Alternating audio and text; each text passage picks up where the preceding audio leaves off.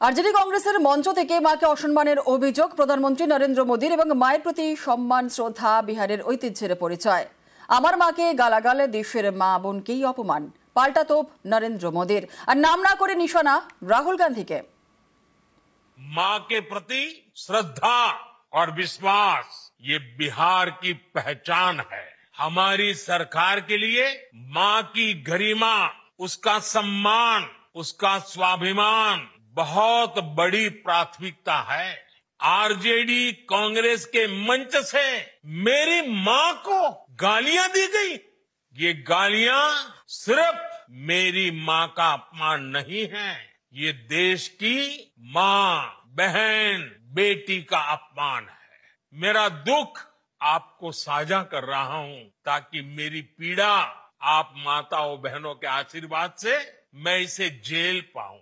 मेरी मां ने खुद के लिए नहीं, आप जैसी करोड़ों माताओं की मैं सेवा कर सकूं, इसलिए खुद से अलग करके मुझे जाने की इजाजत दी।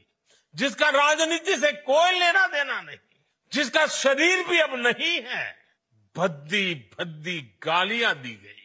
एक गरीब मां की तपस्या, उसके बेटे की पीड़ा, ये शाही खानदानों में पैदा हुए युवराज नहीं समझ सकते। कोई पिछड़ा, अति पिछड़ा आगे बढ़ जाए, ये कांग्रेस के तो कभी बर्दाश्त नहीं हुआ है। इनको लगता है नामदारों का तो अधिकार है कामदारों को गालियां देना। সোমবার মেয়র রোডে তৃণমূলের মঞ্চ খুলতে যায় সেনাবাহিনী। আর এই নিয়ে রাজ্য রাজনীতির হাওয়া গরম। আজ বিধানসভাতেও মঙ্গলবারের অধিবেশনে তুমুল হট্টগোল বেঁধে যায়। সাসপেন্ড করা হয় শুভেন্দু অধিকারীকে। আর এদিকে তৃণমূলের ভাষা প্রতিবাদের নয়া মঞ্চ তৈরি করা হলো ডোরিনা ক্রসিংয়ে।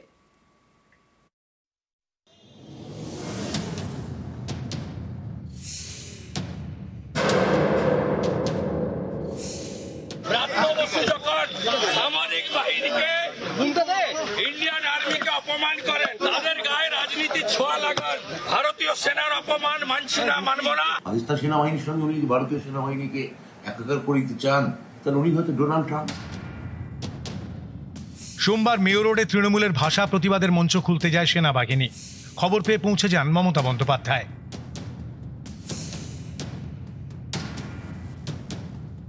আমার আর্মির বিরুদ্ধে কোনো ক্ষোভ নেই, তার কারণ we are proud of our army. কিন্তু আর্মিকে যখন বিজেপির কথাই চলতে হয়, তখন দেশটা কোথায় যায় সেটা নিয়ে সন্দেহ জাগে। বাংলার মানুষ আরো বেশি করে বাংলায় কথা বলুন। আমরাও দেখতে চাই কোথায় যায় এই ভাষা সন্ত্রাস, কোথায় গিয়ে পৌঁছায়। মঙ্গলবার এই ঘটনার আঁচ পড়ে বিধানসভায়। বাংলা ভাষা আক্রান্ত এই ইস্যুতে তখন আলোচনা চলছিল।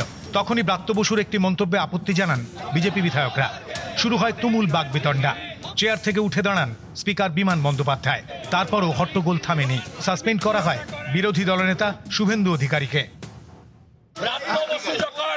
সামরিক বাহিনীকে ইন্ডিয়ান আর্মিকে অপমান করেন, তাদের গায়ে রাজনীতি ছোঁয়া লাগান, ভারতীয় সেনার অপমান মানছি না, মানব না। ইন্ডিয়ান আর্মি সম্পর্কে উনার বক্তব্য বিবরণী থেকে বাদ দেওয়ার দাবি করেছিলাম। অরূপ বিশ্বাসের নির্দেশে এই স্পিকার বিমান ব্যানার্জি অফিসিয়াল প্রস্তাব না এনে তার চেয়ার থেকে তিনি বিরোধী দলনেতাকে সাসপেন্ড করেন। আমি গর্বিত ভারতীয়, আমি আমার সেনার জন্য গর্ব অনুভব করি। 1971 সালে 25শে মার্চের ঘটনার যদি পাকিস্তান সেনাবাহিনীকে আমি যদি নিন্দা করে থাকি, আমি বেশ করেছি, আবার করব। পাকিস্তান সেনাবাহিনীর সঙ্গে উনি ভারতীয় সেনাবাহিনীকে একাকার করে দিতে চান, তাহলে উনি হয়তো ডোনাল্ড ট্রাম্প। উনি বললেন সেনার প্রসঙ্গের কথাটা নয়, ওনাকে সাসপেন্ড করে দেওয়া। না, সেনা প্রসঙ্গ তখন আসেনি। গোলওয়ালকারের যখন কথা হতো তখন থেকে চিৎকার শুরু করে। চিৎকার তার আগেও করেছে, আমরা বলার পর চুপ করলো, আবার একইভাবে চিৎকার শুরু করলো, ব্রাত্য বলার শুরু। বাংলার বাইরে আক্রান্ত বাংলা ভাষা, এই অভিযোগে সরব তৃণমূল। মেয়র রোডে বেঁধেছিল ভাষা প্রতিবাদ মঞ্চ। সোমবার যা খুলতে যায় সেনা, এ নিয়েই হাওয়া গরম।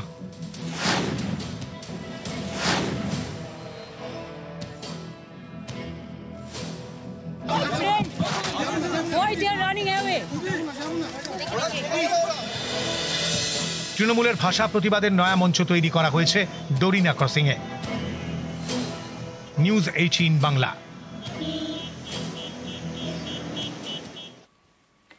বাংলাতেই ছাঁটাই আতঙ্কে বাঙালি শ্রমিকরা। অভিযোগ, বাংলা বলায় ছাঁটাই করে দেওয়া হয়েছে ভাঙড়ের জুতো কারখানা থেকে। আরও ছাঁটাইয়ের আশঙ্কা, অভাবে আতঙ্কে বাঙালি শ্রমিকেরা।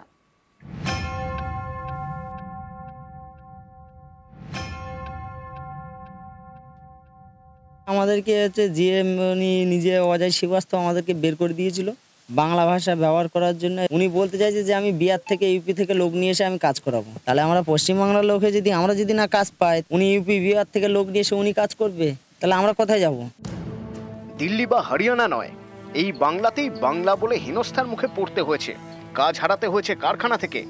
দক্ষিণ 24 পরগনার ভাঙড়ে চাঞ্চল্যকর অভিযোগ বাংলা বলার অপরাধে কাজ থেকে তাড়িয়ে দিয়েছেন কারখানার অবাঙালি ম্যানেজার। কাজ হারা বাঙালিদের অনেকেই উত্তর 24 পরগনার সন্দেশখালী শিরিষতলার বাসিন্দা। তাদের সঙ্গী এখন অভাব এবং আতঙ্ক। হ্যাঁ, অন্য রাজ্যে কাজ করতে গেলে সেখানে বাংলা ভাষা চলছে না, সেখানে হিন্দি না বললে তো সেখান থেকে মারধর শুরু হচ্ছে। তো উনি বলতে চাইছে যে এখানে কোনো বাঙালি ছেলে আমি রাখবো না, তাহলে আমরা কোথায় যাবো? আমরা বাঙালি বলে বাংলা ভাষা বলি বলে আমাদের বাধ্য হয়েছে, ফাঁকা দিয়ে লোক আনিয়ে কাজ করাবে বলতেছে অশোকা কোম্পানি, ঠিক আছে, বাইরের থেকে লোক আনিয়ে কাজ করাবে। তো আমরা এবার কোথায় যাব? বাঙালি আমাদের বার করে দিচ্ছে, তাহলে আমরা কোথায় যে হ্যাঁ, খুব সমস্যার মধ্যে। আমাদের তো খানির উপরে ভরসা, তাছাড়া তো আমাদের আর কোনো ইনকাম নেই। ছেলেরা যদি আবার কাজে যায়, তবু একটা ভয় আছে যে কোথায় কি করে কি, ওইটাই তো সমস্যা। দক্ষিণ 24 পরগনার ভাঙড় থানার নলমুড়ি, এখানে জুতো তৈরির কারখানা। কর্মীদের বেশিরভাগই স্থানীয়। তাদের দাবি, মাস 6 আগে এই কারখানায় ম্যানেজার হয়ে আসেন অজয় শ্রীবাস্তব নামে এক ব্যক্তি। এরপর থেকেই বিপত্তি। অভিযোগ, নয়া ম্যানেজার স্পষ্ট জানিয়ে দেন কারখানায় বাংলায় কথা বলা যাবে না, বাংলায় কথা বললেই ছাঁটাই করা হবে, লোক নেওয়া হবে উত্তরপ্রদেশ বিহার থেকে। অভিযোগ, বাংলায় কথা বলায় ইতিমধ্যেই 20 জনের চাকরি গিয়েছে, ধাপে ধাপে আরো চাকরি যেতে চলেছে বলে আশঙ্কা। ছেলে বলতে চলবে না, আর ওই ইউপি থেকে এসে ওর নিজে মর্জি মতো চালাবে কামটা। এখানে বলছে বাঙালি ছেলে হটাও বিহারি ছেলে নিয়ে আসো। এ নিয়ে কারখানা কর্তৃপক্ষ মুখ খুলতে চায়নি। সন্দেশখালী থেকে অনুপম সাহা, নিউজ 18 বাংলা। এসএসসির পরীক্ষা বাধাহীন। এসএসসির প্রকাশ করা অযোগ্য তালিকায় বহাল রইল কলকাতা হাইকোর্টে।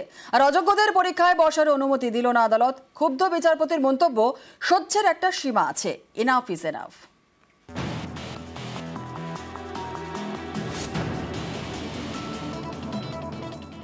বাধাহীন স্কুল সার্ভিস কমিশনের 7 এবং 14 সেপ্টেম্বরের পরীক্ষা। সুপ্রিম কোর্টের নির্দেশে 1806 জনের অযোগ্য তালিকা প্রকাশ করেছে এসএসসি। এই তালিকাকে চ্যালেঞ্জ করা হয় জল গড়ায় কলকাতা হাইকোর্টে। আদালত সে আবেদন খারিজ তো করেইছে, একই সঙ্গে এই মামলা নিয়ে ক্ষোভ প্রকাশও করেছে। মঙ্গলবার অযোগ্য চাকরিহারারা সওয়াল করেন তাদের পরীক্ষায় বসতে দিতে হবে। বিচারপতি সৌগত ভট্টাচার্য প্রশ্ন করেন, সুপ্রিম কোর্টের নির্দেশ মতো মামলাকারীরা কি 31শে ডিসেম্বর পর্যন্ত স্কুলে যাচ্ছেন? জবাবে মামলাকারীদের আইনজীবী অনিন্দ লাহিড়ী বলেন, তারা স্কুলে যাচ্ছেন না। এরপরে বিচারপতি প্রশ্ন করেন, তাহলে কিসের ভিত্তিতে মামলাকারীরা পরীক্ষায় বসবেন? ক্ষুব্ধ বিচারপতি বলেন, সহ্যের একটা সীমা আছে, এনাফ ইজ এনাফ। পরীক্ষা শুরুর আগে এখন বলছেন আমি দাগি নই। সুপ্রিম কোর্ট যখন অযোগ্যদের চাকরির মেয়াদ বাড়ায়নি, তখন আদালতে আসেননি কেন?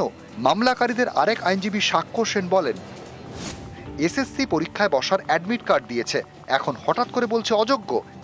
অ্যাডমিট কার্ড বাতিল করেছে, সবাইকে পরীক্ষায় বসতে দেওয়া হোক, পরে যোগ্য অযোগ্য ঠিক করা হোক। সব শোনার পর বিচারপতি বলেন, মামলাকারীদের কাউকেই 31শে ডিসেম্বর পর্যন্ত চাকরি করে যেতে নির্দেশ দেয়নি সুপ্রিম কোর্ট।